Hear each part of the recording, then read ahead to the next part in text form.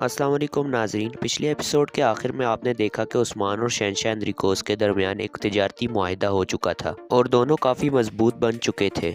इस एपिसोड के आगाज़ में एक मंजर सामने आता है जहां कुछ लोग समंदर के किनारे बैठे होते हैं। असल में ये वही लोग थे जिन्होंने उस्मान के ऊपर नज़र रखी हुई थी। इस आदमी का नाम ओलुफ था जो अपनी साथी फरीक के साथ गले मिलता है। इतने में एक आदमी वहाँ पहुँचता है जिसका नाम फिरोगी था। इसे देखकर फरीक बहुत पुरजोश हो जाती है और उसके पास आकर कहती है, फिरोदी और मैं एक ही माँ से पैदा हुए हैं। फिर वो एक दूसरे आदमी के पास आकर कहती है, मगर मेरे एक नहीं अब 3 भाई हैं। इतने में एक आदमी दूर से आवाज देता है कि कांता कोजिनोस आ रहा है।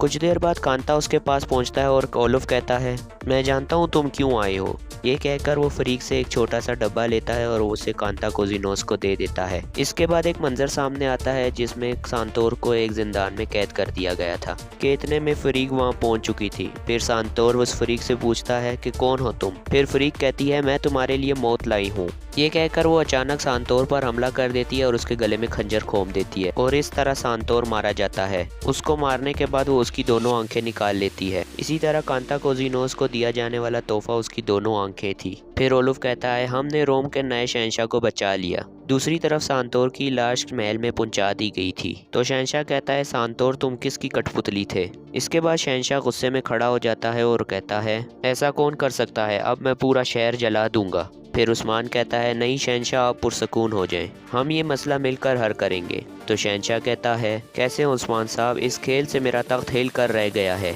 मेरा कैदी मेरे ही जिंदान में मारा गया, मैं किस पर भरोसा कर सकता हूँ। फिर उस्मान कहता है, आप उन पर भरोसा करें जो हमले के दौरान आपके साथ थे। हम आपका साथ देंगे अंदरिनिकोस, हम गीदड़ों को आपके खिलाफ जीतने नहीं देंगे। ये सुनने के बाद शहंशाह कहता है, मैं आपका एहसानमंद हूँ उस्मान साहब। इसके बाद उस्मान कहता है, आपको मोहतात रहना होगा शहंशाह अंदरिनिकोस, मेरे कुछ सिपाही आपके महल के आसपास मौजूद रहेंगे, अब मुझे जाना होगा। ये कहकर उस्मान वहाँ से चल पड़ता है। दूसरी तरफ कांता कोजिनोस कह रहा था, हर चीज़ पोशीदा थी, तुम्हें कैसे पता चला। फिर ओलुफ कहता है, जनूब के खुदावंद ने मेरे कान में सरगोशी की, मैं ये भी जानता हूँ कि उस्मान नामी तुर्क ने तुम्हारा हमला बर्बाद कर दिया। फिर कांता कोजिनोस कहता है, तुमने हर चीज़ मेरे फ़ायदे में की ओलुफ, तुम मुझसे क्या चाहते हो। फिर ओलुफ खड़ा होता है और कहता है, मैं गद्दारों को शेरों के साथ जीतने नहीं देता, क्योंकि सिर्फ बहादुर ही ओदिन के दस्तरखान पर बैठ सकते हैं। कांता कोजिनोस दोबारा पूछता है कि तुम मुझसे क्या चाहते हो।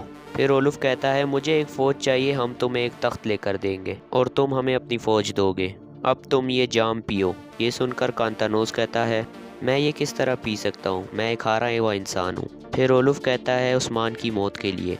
ये सुनने के बाद वो जाम पी लेता है। दूसरी तरफ ओलुफ के बहुत सारे सिपाही उस्मान के लिए घात लगाकर खड़े हुए थे। ओलुफ का सगा भाई सागा उनकी रहनुमाई कर रहा था। फिर वो सबको जोश दिलाता है और कुछ देर बाद एक आदमी वहाँ आकर कहता है, वो आ रहे हैं। दूसरी तरफ बाजार में आलजीजिक अपने दुकान के बाहर कुछ काम कर रही थी। आग तैमूर भी उसे छुप कर देखने लगता है।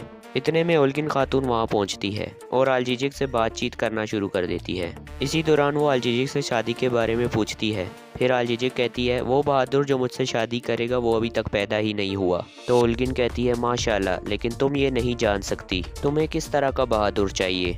तो आलजीजिक कहती है, पहले तो कभी मैंने ये सोचा नहीं, मगर वो बहादुर ऐसा होना चाहिए जो मेरी तरह तलवार चला सके, एक ऐसा बहादुर जो मुझे जंग से हिस्सा लेने से ना रोके बल्कि मेरा साथ दे। ये सुनकर ओल्गिन कहती है, हाँ ऐसा बहादुर तो मौजूद है और तुम उसे जानती भी हो, शहीद गुंदुस साहब का बेटा आग तैमूर। ये सुनकर वो एक नज़र आग तैमूर को देखती है और कहती है, आग तैमूर जिसने मेरे घोड़े की धूल खाई। तो ओल्गिन कहती है, माशाल्लाह तुम भी उसे नहीं भूली। इसके बाद आलजीजिक वहाँ से एक तरफ चली जाती है। इसके जाने के बाद ओल्गिन कहती है, माशाल्लाह ये काम तो हो गया यार, अब मैं इनको मिलाने में मदद करूँगी, मगर आप ओल्गिन का घर बसाने में मदद करें। दूसरी तरफ उस्मान और उसके खास सिपाही जा रहे थे। फिर एक कुलाड़ा दरख्त पर लगने से वो एक जगह रुक जाते। दूसरी तरफ सागा उनके सामने आ जाता है।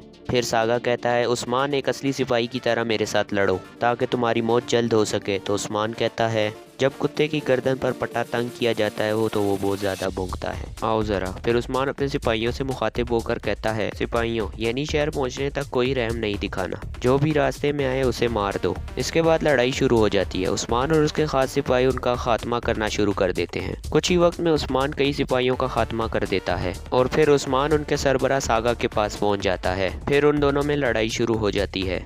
तो सागा कहता है तुम अपने ही खून में डूब जाओगे। ये कहने के बाद उस्मान कहता है ऐसा कहने वाले अब तमाम लोग मिट्टी के नीचे हैं। इसके बाद दोबारा लड़ाई शुरू हो जाती है। कुछ देर बाद उस्मान उसे काबू कर लेता है और इसे जख्मी करके नीचे गिरा देता है। इसके बाद सागा कहता है वो तुम्हारे पीछे आएंगे उस्मान। तो उस्मान कहता है आने दो उन्हें, ये सरजमीनें दोस्तों के लिए वतन और दुश्मनों के लिए जहन्नुम है।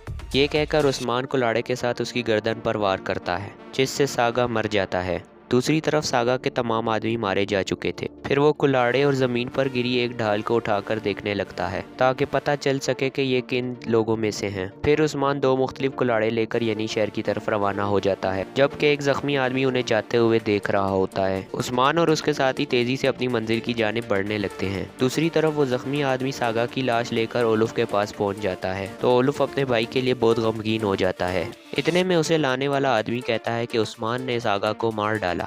ये सुनकर ओलुफ काफ़ी गुस्से में आ जाता है। इसके बाद वो सागा की लाश को एक तरफ लिटाकर कहता है ओदिन को मेरा सलाम कहना मेरे छोटे भाई, पर मैं कसम खाता हूँ ओदिन ने अगर इंतकाम के लिए मेरा साथ ना दिया तो मैं शैतानों के साथ इत्तेहाद कर लूँगा।